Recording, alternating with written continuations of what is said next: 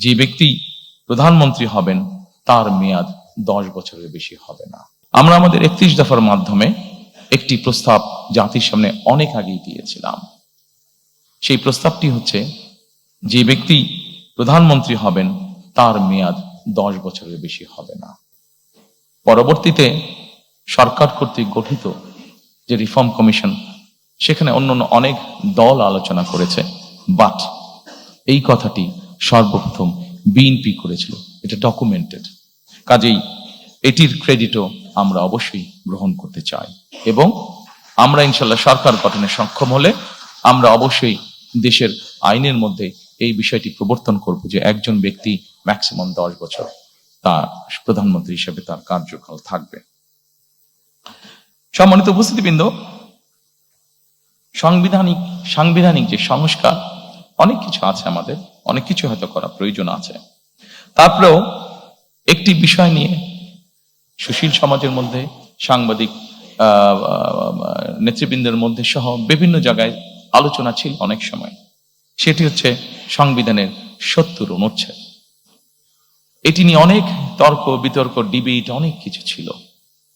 31 দফা যেদিন আমরা উপস্থাপন করি 22শে জুলাই, আমরা সেই 31 দফার মধ্যে বলেছিলাম যে অবশ্যই আমরা এই 70 অনুচ্ছেদ বিষয়টিকে আমরা ধীরে ধীরে পর্যায়ক্রমিক ভাবে আমরা একটি অবস্থানে নিয়ে আসতে চাই। দুই একটি বিষয় ছাড়া এইটি সম্পূর্ণভাবে ধীরে ধীরে আমরা ওপেন করে দিতে চাই। সম্মানিত উপস্থিতিবৃন্দ, আমরা সকল সময় মনে করি, বাংলাদেশ জাতীয়তাবাদী দল মনে করে, আমরা আমাদের 31 দফার মাধ্যমে সেটি উপস্থাপন করেছি। আমরা বিভিন্ন সময় আমাদের বিভিন্ন বক্তব্য সেটা উপস্থাপন করেছি।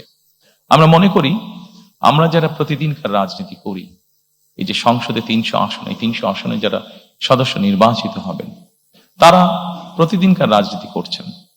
কিন্তু এই প্রতিদিনকার রাজনীতির বাইরেও সমাজে অনেক মানুষ আছেন, চিকিৎসক হতে পারেন, লয়ার হতে পারেন, সাংবাদিক হতে পারেন, সিভিল সোসাইটির বিভিন্ন পর্যায়ের মেম্বার হতে পারেন, যাদেরও দেশের সম্পর্কে বা দেশ গঠন সম্পর্কে তাদের মূল্যবান মতামত বা উপদেশ অবশ্যই থাকতে পারে। কন্ট্রিবিউট করার মতন তাদেরও, দেশ গঠনে কন্ট্রিবিউট করার মতন তাদেরও অবস্থান অবশ্যই থাকতে পারে।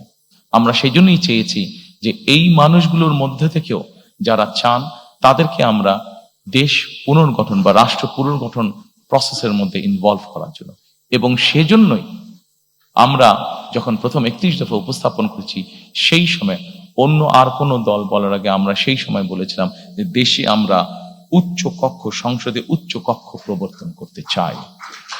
আমরা চাই বাংলাদেশে সমাজের সকল শ্রেণী পেশা, শুধু রাজনীতিবিদ নয়, রাজনীতিবিদদের বাইরেও যে সকল ব্যক্তি আছেন যারা কন্ট্রিবিউট করতে পারেন, সকলের মতামতের ভিত্তিতে, সকলের পরামর্শের ভিত্তিতে আমরা ধীরে ধীরে দেশকে সামনের দিকে পুনর্গঠন করতে চাই।